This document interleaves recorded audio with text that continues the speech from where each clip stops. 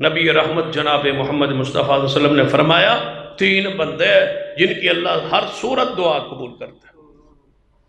ایک وہ شخص جو سفر میں ہے مسافر کی، دوسرا وہ مظلوم جس پہ ظلم ہو، تیسرا وہ روزے دار جو روزہ رکھے، روزے دار کی روزے کی حالت میں۔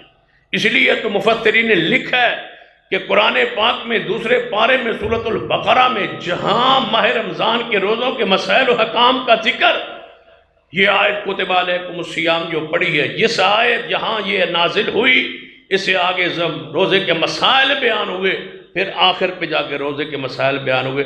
درمیان میں چلتے چلتے، جس کو جملہ معترضہ کہتے ہیں، چلتے چلتے اللہ نے درمیان میں دعا کی بات کر دی۔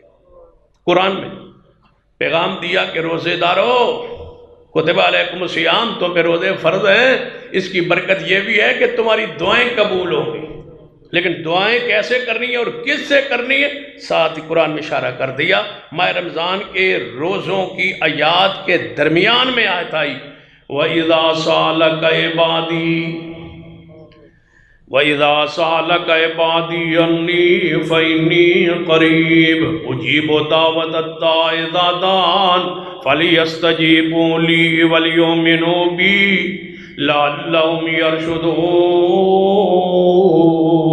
میرے بندے آپ سے سوال کریں میرے بارے میں کہ کہاں ہے ہمارا رب، اونچی پکاریں آہستہ پکاریں، فرمایا جب بھی جس حالت میں ہو پکارو، شرط یہ ہے کہ قبول ہونے کا تمہیں یقین ہو، مجھ پر ایمان صحیح ہو تو میں تمہاری دعائیں قبول کروں گا۔